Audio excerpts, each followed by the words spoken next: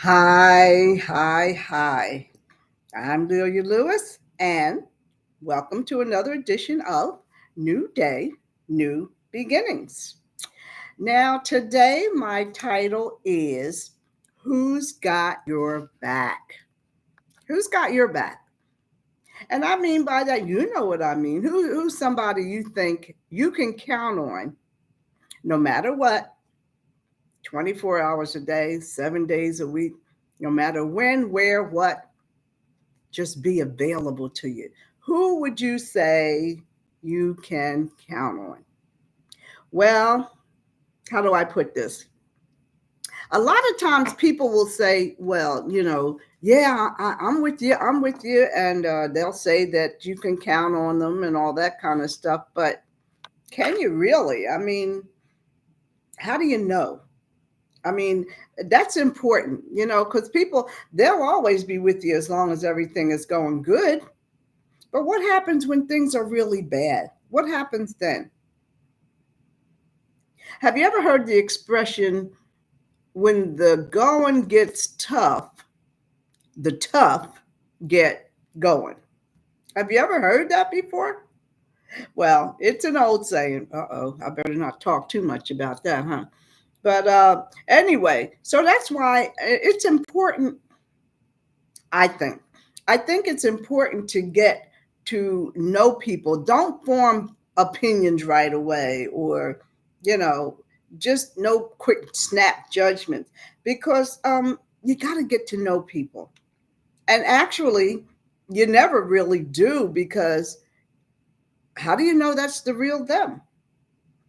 And people are very seldom what they really seem.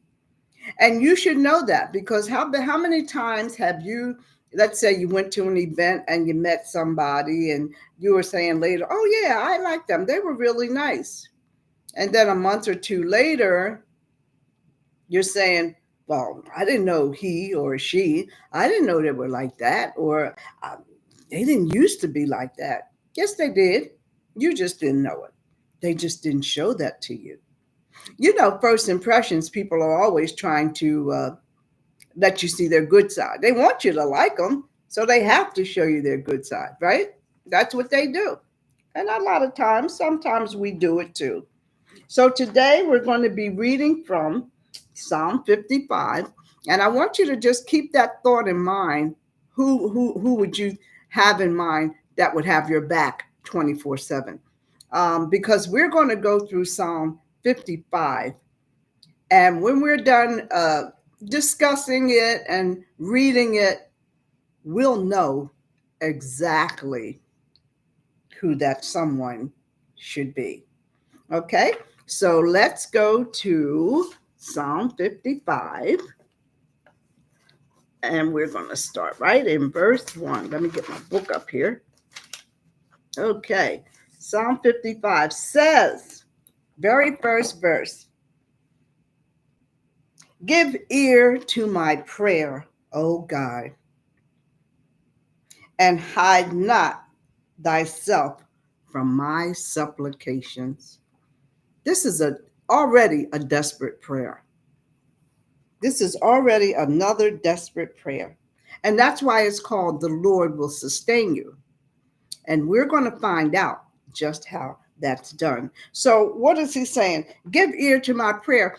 He's praying a desperate prayer, because supplication is a humble prayer, a earnest prayer.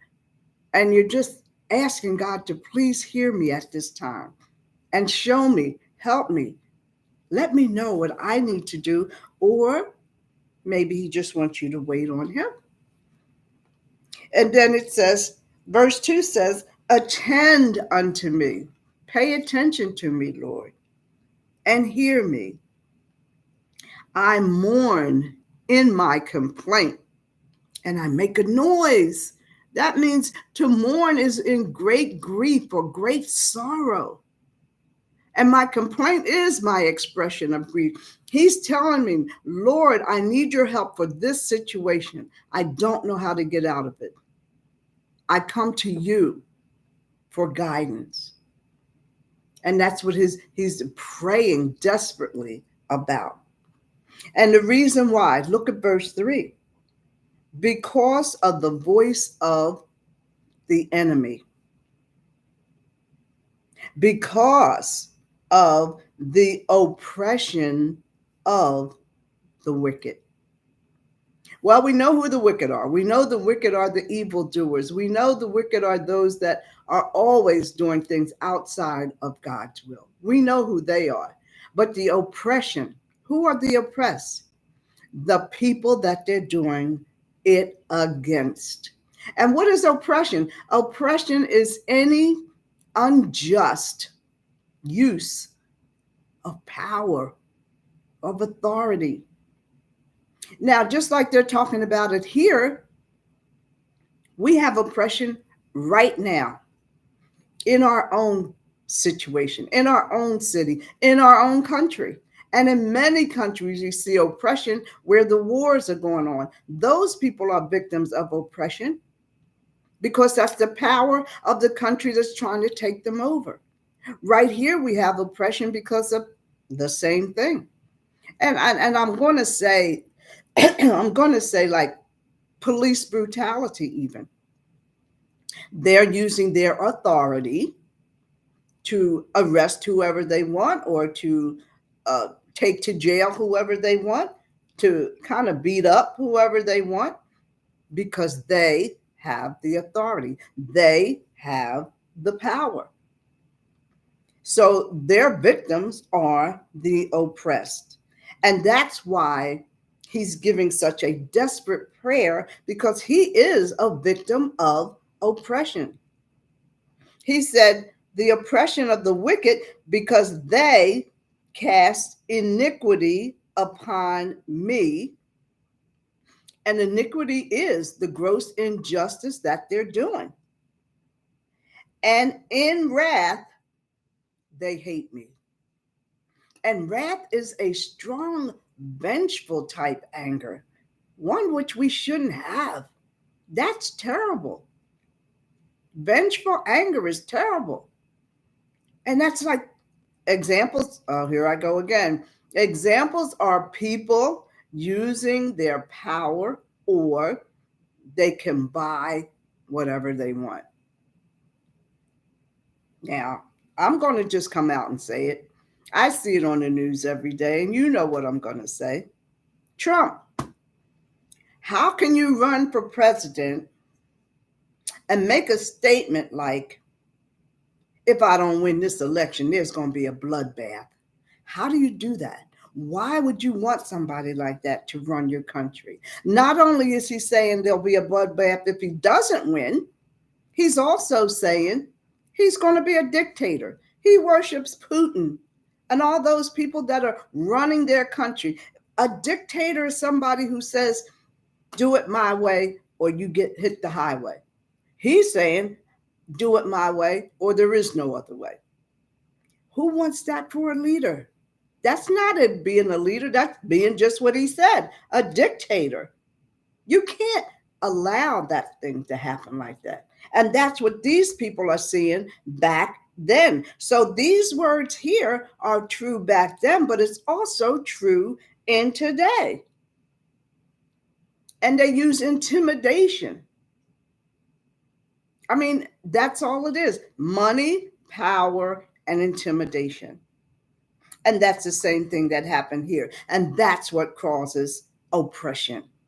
So we do have oppression today, just as we're reading that happened thousands of years ago, because of wrath and hate. And verse 4 says, my heart is sore pained within.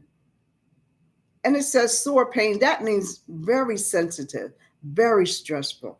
I'm seriously hurting inside. And the terrors of death have fallen upon me. And terrors means you're trembling, you're scared. It's a state of intense fear. And it's an ongoing fear because of what's happening to you. And look at verse 5. It tells you, it says, fearfulness and trembling have come upon me. Horror have overwhelmed me. And horror is the same thing. It's dread. It's intense fear, something you can't shake. It's overwhelming. You can't take anymore. It's stressing you out. That's what overwhelming is. And we have that today, just like he's describing here thousands of years ago. And then it says in verse 6, he says, oh, that I had wings like a dove. If I had wings like a dove, then I'd fly away and be at rest. That's how desperate he was. That's how nervous and unsettled he was. He says in verse 7, then I would wander far off and remain in the wilderness. And the wilderness, it's a place that's uninhabited. Nobody lives in the wilderness. He says, I would hasten my escape from this windy storm and this tempest. And the tempest is a violent storm. Let's say a hurricane or a tornado. You would run away from that. And he is so distressed and so distraught. That's what he feels like he's in. He's in a horrible storm that he can't escape. And if he had wings of a dove, he would fly away and rather be caught up in the wilderness than to be in the state that he is in. He'd rather be by himself. And that's how you feel. That's how you feel. You feel all alone, like there's nobody there for you. But that's when you must cry out in prayer. Just as Moses did when he was in the wilderness. He cried out to the Lord continuously for one thing or another, because God was with him and he knew and he trusted. And that's all you have to do today. Read, know, trust, and believe. And God will bless you too, just like he did then. Then he gave his life-giving water then, and he can give it to you today. You will then be renewed and get courage, strength in your spirit, in your whole self. You just become bursting with energy because God gives us the strength that we need to be renewed, to be refreshed, to go forward. He'll give us everything you need. And this does enable us to go forward. Verse 9, he's saying, destroy, O Lord, and divide their tongues. For I have seen violence and strife in the city. What are we seeing today? Violence and strife in the city. And violence is what? A destructive action of force. Well, we know what that is. I tell you about it every week. I might as well be your newscaster about the violence that goes on in the city. Not only our city, all cities, but just like he's saying, violence and strife. He's seen violence and strife in this city that we're reading about. And it's the same thing. We're seeing violence and strife today, just like he's talking about. He saw years ago. So nothing's changed. Nothing's changed. They saw the violence in their city, and we're seeing the violence in ours. Verse 9, okay. Verse 10. It says, day and night they go about upon the walls. It's like they're just creeping around doing what? Mischief. Also, and sorrow in the midst. Mischief. That's just the cause of the harm they're doing. So they're just creeping around all night, just doing whatever they feel like doing because they can. So he's really describing today back then, because they're having the same issues then that we have today. And they have wickedness. It is in the midst, and deceit and guile. are in the streets. And you know, deceit is what they say, trickery or just outright lies. And we see that. It's all false. We hear lies every day on the news. Guile is a deceitful type, a cunning, a sly, a slick person. They'll fix the words to make it sound one way when it really isn't.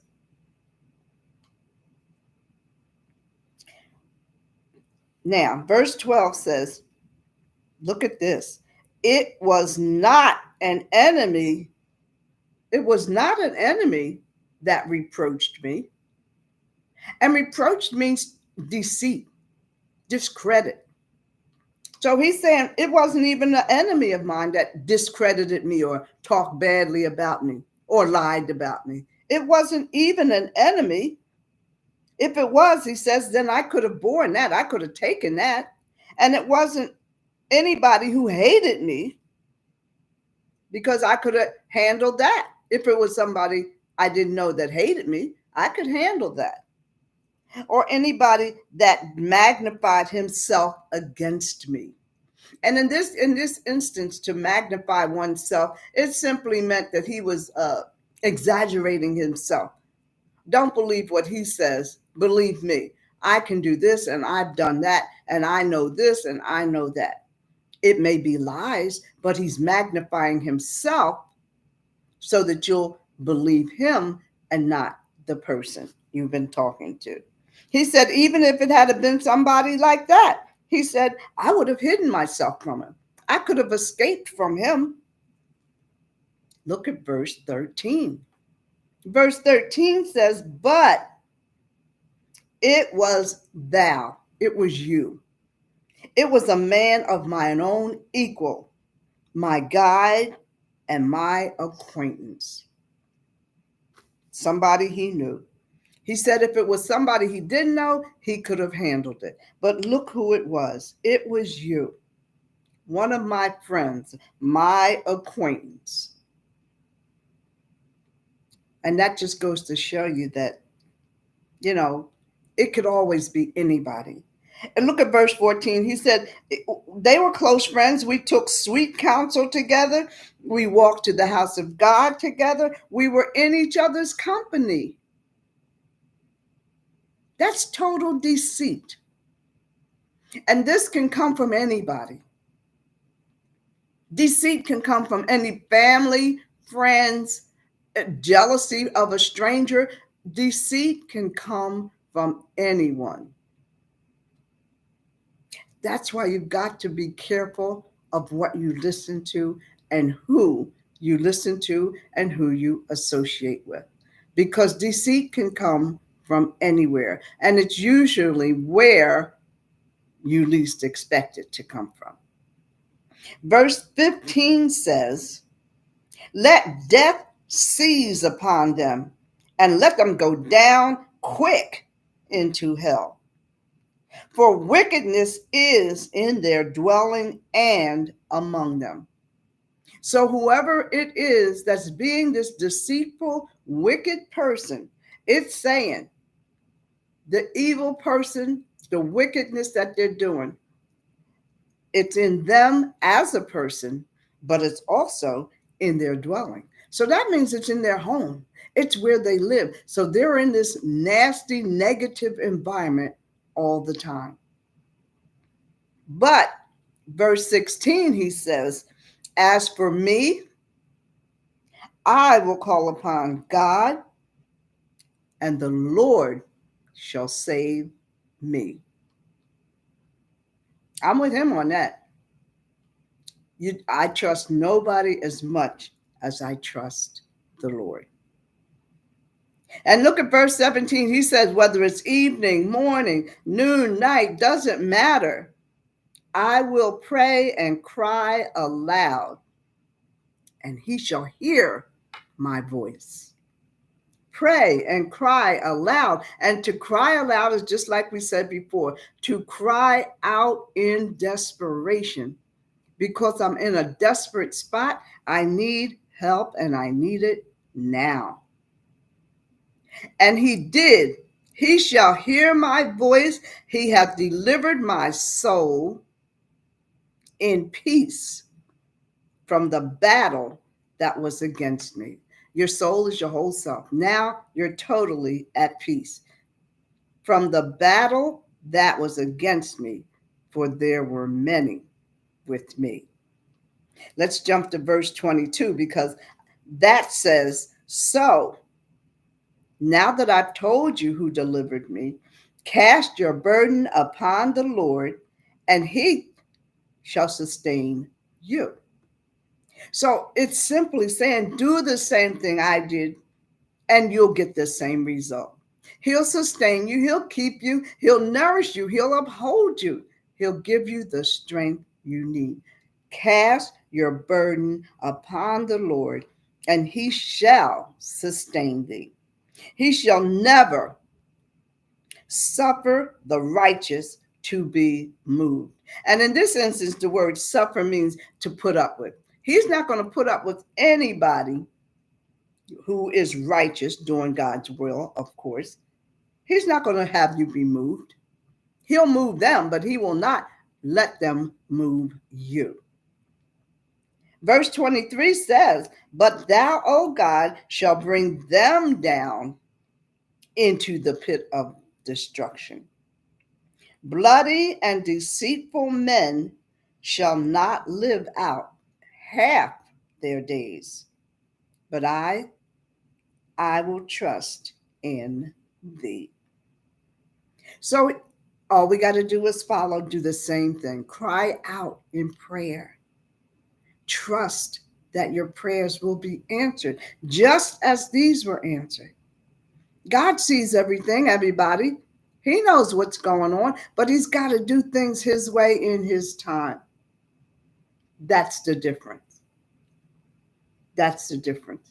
Now, how do I say? Remember in the beginning, I asked you, who would you think you could depend on 24/7? No matter what happened, what time of day it was, and all that. But I don't know who came to your mind. I don't know. But after reading and actually understanding, this tells you the blessings and the power of God. So I ask you, what do you think now? What do you think now? Well, for me, there's only one answer. There's only one answer. There's only one God. And he's the only one who can give us everything we need. And that means whenever we need it. So that being said, you think about that. And let me share this poem that I wrote with you. This is, I wrote this back in 2022. And it's entitled The Tests of Life. The tests of life are many. Some we pass and some we fail. But no matter what the outcome, with God, we will always prevail. It seems no matter what we do, it doesn't turn out right. Like Satan's always following us in a never-ending fight. But we don't have to worry. We don't even have to care. For we know our God is with us all the time and everywhere. Keep trusting and believing. Know that Jesus can never fail. He will always defeat Satan. With his strength, we will always prevail. And we will. I guarantee you that. We will always prevail. No matter what. No matter what. And remember, what was it? Psalm 46. What did God say? He said, be still and know that I am God. Know that I'm everywhere. Know that I see everything. I know everything. I control everything, but in his own time. Know that I am God. And what did Jesus tell his disciples? I will never leave you or forsake you. Never leave you or forsake you. And that's true. I vouch for it 100%.